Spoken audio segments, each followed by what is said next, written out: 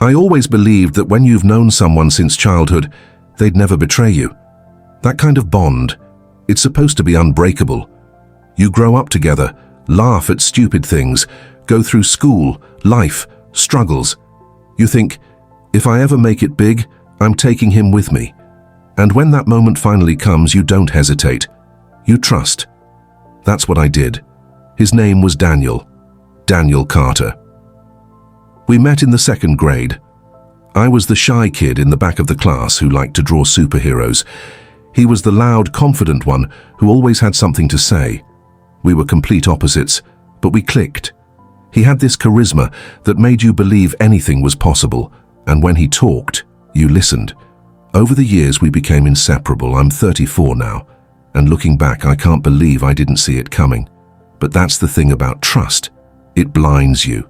It wraps itself around your logic, suffocates your instincts. Because when you've shared birthdays, sleepovers, heartbreaks, and dreams with someone, you never imagine they'll be the one to ruin you. Daniel and I always talked about doing something big, something that would pull us out of the 9-to-5 grind. I hated my job. He hated working for other people.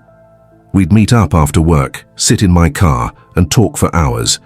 We'd plan businesses, laugh about quitting our jobs, dream about freedom. And one day he said it, "Let's start a gym franchise." His eyes lit up like he had just found gold.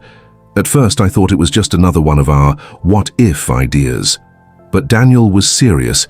He had done the research, had spreadsheets, brand ideas, cost breakdowns. He even showed me competitor analysis. It looked legit. He talked about fitness trends, locations, target markets. The man had it all laid out. I was impressed. He said we could start small. One location, build a brand, expand. He made it sound like we were on the edge of something huge. He said he'd handle the business side, licensing, branding, equipment suppliers. I'd be in charge of operations once it launched. We'd be 50-50. Partners. It felt right. It felt like the opportunity I'd been waiting for. And with Daniel, it felt safe. That was my first mistake. It started to feel like everything I'd been waiting for was finally happening.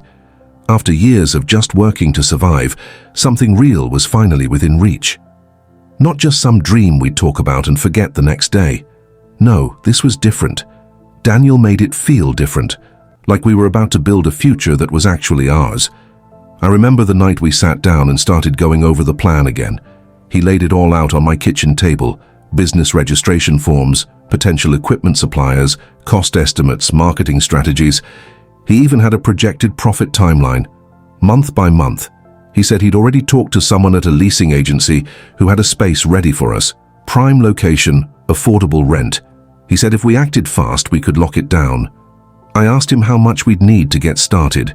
He said not much, just enough to cover the lease deposit, buy some basic equipment, and start the paperwork. Maybe around $50,000 to $70,000 to launch the first location. I swallowed hard. That was more money than I'd ever invested in anything. He could tell I was nervous. He smiled, leaned back, and said, "I wouldn't let you put in a cent if I wasn't all in too." He said he was putting up money as well, that this was a true partnership, that we'd grow together. And the way he said it, it didn't feel like a sales pitch. It felt like a promise. He told me to take my time to think about it, said he understood if I wasn't ready, that he'd never pressure me. But deep down, I already knew. I was in. Because for the first time, the path ahead didn't feel impossible. It felt real. I could see it, the gym, the brand, the success.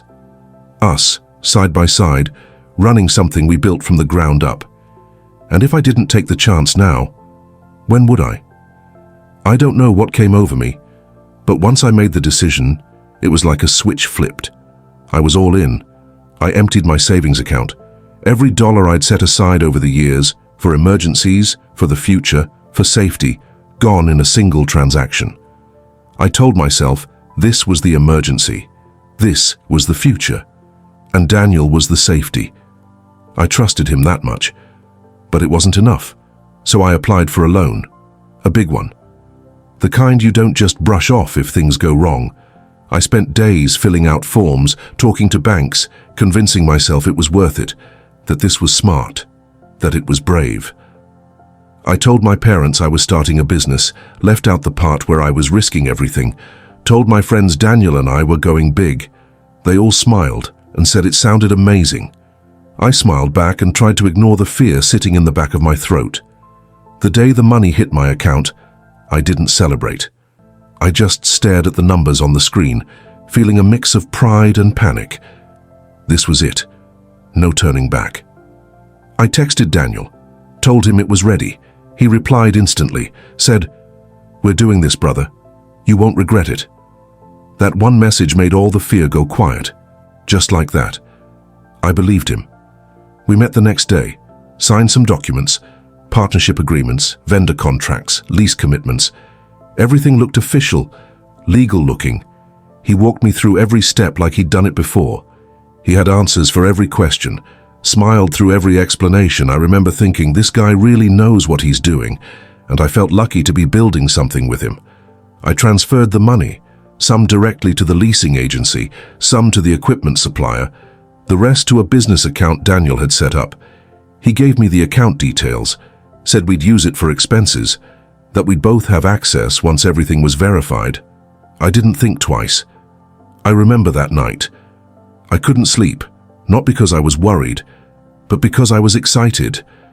I saw it all in my head. The gym, the clients, the grand opening, people signing up, telling their friends, the brand growing, our names becoming known. And me finally doing something that mattered, something that meant I didn't waste my life. I kept telling myself, this is what building looks like. It starts with fear, but it ends with freedom. At first I didn't think anything was wrong. He said he was traveling, said he was going to meet with a supplier in another city. I believed him. Why wouldn't I? We had just finalized everything. The money had been transferred, the contract signed. We were in motion. So when a few texts went unanswered, I didn't panic. I figured he was busy or maybe had bad reception. Normal stuff. Then a week passed. I tried calling, straight to voicemail. I left messages, calm ones at first, just checking in, then more direct. "Hey man, just need an update. Call me when you can." Still nothing. That's when the voice in the back of my head started to get louder. That quiet feeling that something isn't right, but you keep pushing it down because you don't want it to be true. I went by the place we were supposed to lease. It was empty. No sign, no paperwork on the door, nothing. I asked the leasing office if they had dealt with Daniel Carter. The woman at the desk frowned and said the name didn't ring a bell. She checked. Nothing in their system. No application, no deposit, no signed lease. That's when I felt my chest tighten. I walked out of that office in silence, my mind racing. I kept telling myself it was a mix-up. Maybe he was working with someone else. Maybe he used a different name. I texted him again. No reply. Called again. Same thing. I tried the business account. Locked. I tried logging into the shared folder we were using for documents. Gone. Every file, every plan, deleted. I searched for the email he used to set up our accounts. Deactivated. And just like that, I started to feel the ground shifting under me. I went to his apartment, the one he'd taken me to before. Knocked on the door. No answer. I waited. Knocked again. A neighbor opened their door and told me he hadn't seen Daniel in over 2 weeks. Said the place looked empty, lights off, curtains drawn. I stood there in that hallway, staring at that door, not knowing what to do. Every memory of our friendship started flashing through my head. Every conversation, every laugh, every promise, and now silence, just silence. It's strange how quickly doubt turns into dread. 1 minute, you're giving someone the benefit of the doubt. The next, you're realizing the person you trusted most might have just walked away with everything. It's a strange feeling when you realize you've been lied to, not just about something small, but about everything. Your future, your money, your trust, your friendship. And the worst part isn't even the money. It's the silence. The way someone you thought you knew just disappears like you never mattered. I spent days trying to reach him, calling from different numbers, sending emails. I even drove to places we used to hang out, hoping maybe he'd just appear. Nothing. It was like he'd vanished off the face of the earth, and with every hour that passed, the truth became harder to ignore. He wasn't coming back, he never planned to. I sat on my bed one night staring at the ceiling, thinking about every single conversation we'd had, every promise, every laugh, every late-night plan, trying to figure out which parts were real. Was any of it real, or was I just convenient? Someone he could use because I trusted too easily, because I believed in us. I started going over the documents again, looking for anything, a clue, a name, a number, something that could lead me to him. That's when I noticed the small things. His signature didn't match the one I remembered on our school papers. The business account had no joint access like he promised. Some of the vendor names? Fake. I searched them online. Nothing came up, not even a website. That's when I realized he planned this from the start. He didn't just disappear. He built the exit from the beginning. Carefully, quietly. While I was dreaming about success, he was plotting his escape. And the moment the money hit the account, he walked away. I sat there for hours, numb, not angry, not yet, just shocked. I kept thinking, this isn't happening.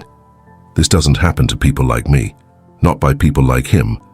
But it did, and I had no idea what I was supposed to do next. I thought about going to the police. That was the first thing that came to mind. I mean, that's what you're supposed to do, right? When someone steals from you, when you're scammed, when something this big happens, you go to the authorities. They fix it. They help. That's what I believed. So I walked into the station, told them everything. From the friendship to the business plan to the money, I handed over the documents, the bank records, the text messages, everything I had. The officer took notes, nodded a lot, asked a few questions. Then he leaned back and said something I'll never forget. It sounds more like a personal dispute than a criminal case. A personal dispute. That's what they called it. I asked him, how is it personal when someone forges documents, disappears with money, and cuts off all contact? He said unless I had proof that it was fraud from the beginning, it would be hard to treat it as a crime, because I gave him the money willingly, because I signed the papers, because I trusted him. That's when it hit me. The system wasn't built for people like me. It wasn't built for trust that gets broken. It wasn't built for betrayal that doesn't leave bruises. The officer gave me a brochure, legal aid, maybe a civil suit, maybe small claims court. But even then, he said, if you don't know where he is, there's not much we can do. So I left the station feeling even more lost than before. I didn't just lose money. I lost protection. I lost a sense that someone, somewhere would make things right. And for the first time, I started to understand just how alone I really was in all of this.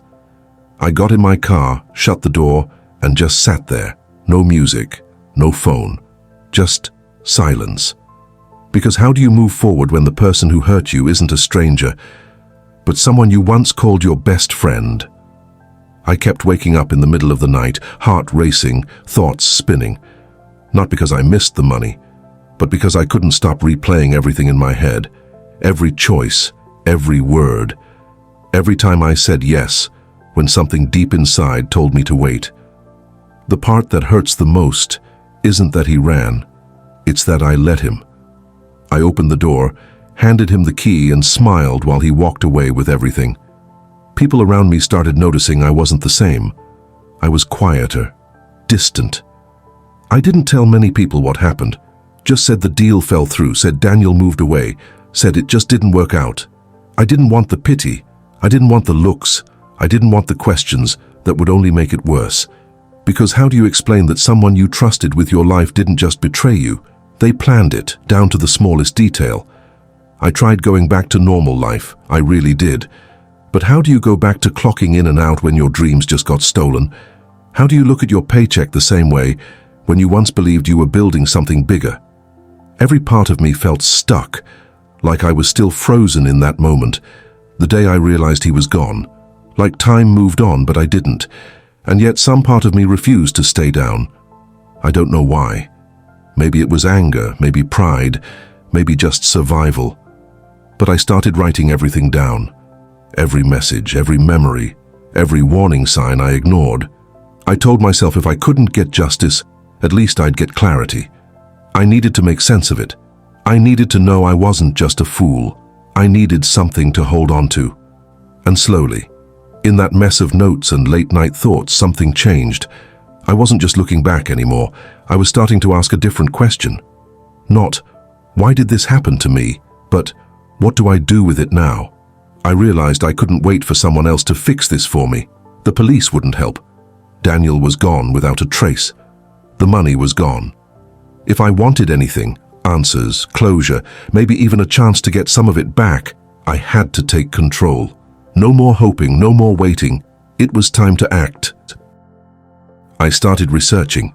Every article I could find on scams, fraud, and business theft. I talked to lawyers, people who understood the legal system better than me. I learned about what steps to take, what evidence mattered, and where most people got stuck. It wasn't easy to hear that most cases like mine ended up in dead ends, but I had to know. I also reached out to other victims, people who had been taken by friends, partners, even family. Hearing their stories was painful, but it helped me feel less alone. I wasn't just a cautionary tale, I was part of something bigger. And if their voices could be heard, maybe mine could too. I began building a case, collecting every text, every email, every receipt, every promise. I dug into the business registrations, the fake names, the forged documents. Slowly, a clearer picture started to emerge. It wasn't just a one-time betrayal. It was a carefully planned con. And now, I was determined to expose it. But I also knew this was only the beginning. Fighting back meant facing a long road. Legal battles, unanswered questions, emotional tolls. I wasn't naive. I knew I might not get everything back. I knew I might never find Daniel, but I owed it to myself, to my future, to try, because if I didn't stand up for what was mine, who would? I kept telling myself to stay focused, to keep pushing, even when every lead felt like a dead end. It was exhausting, calling strangers, tracking down small clues, piecing together bits of information that barely made sense. Some days I wanted to give up, to stop chasing someone who didn't care, but something inside me wouldn't let go. Not yet. Then, slowly, the pieces started fitting together. I found patterns, a fake company here, a shell business there, names that didn't match, addresses that led nowhere. I realized this wasn't just one person running away with money, it was a carefully crafted scheme, and I wasn't the only victim. Reaching out to others who'd been fooled, hearing their stories, made me feel less alone. We shared what we knew, pooled what little evidence we had, and began to connect the dots.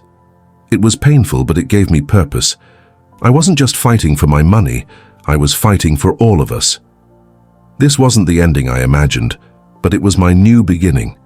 I wasn't just a victim anymore.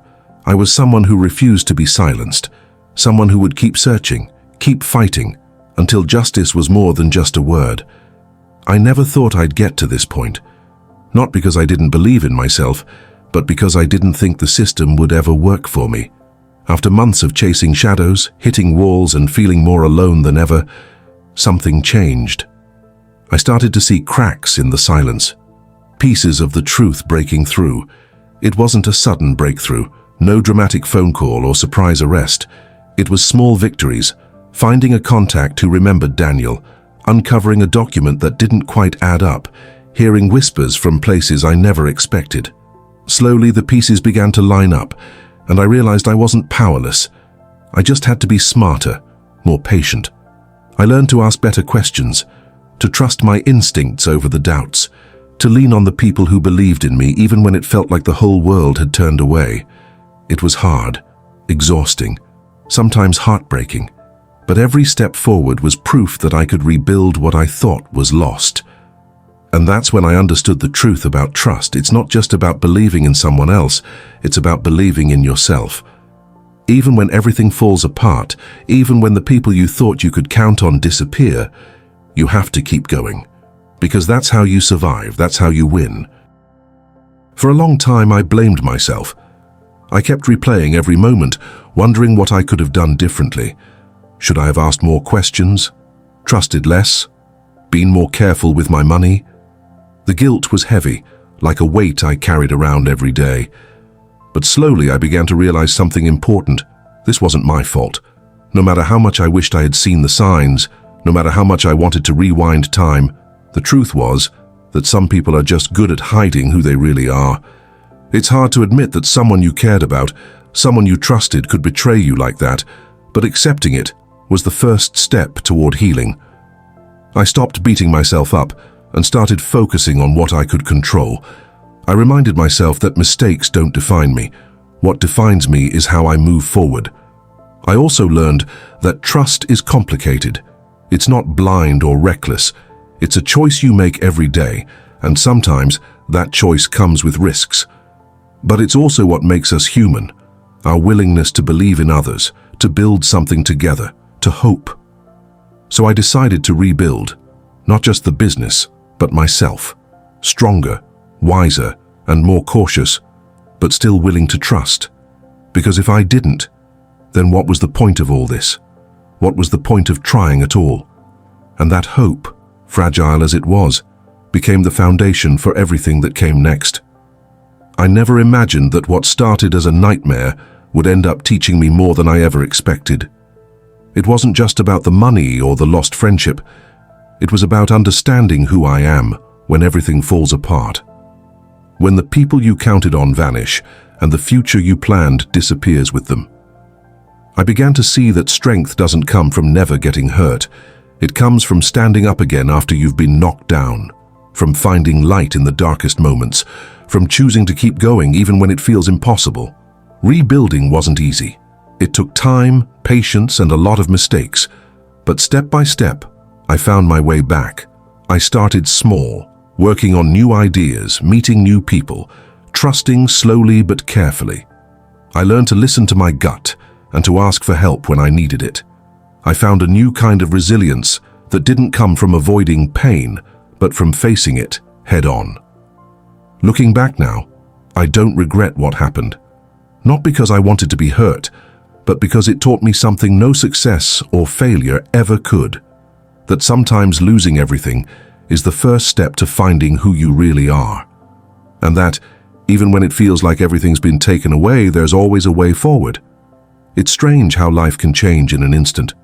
One moment, you're making plans, dreaming about the future, trusting someone you've known forever. And the next, everything falls apart.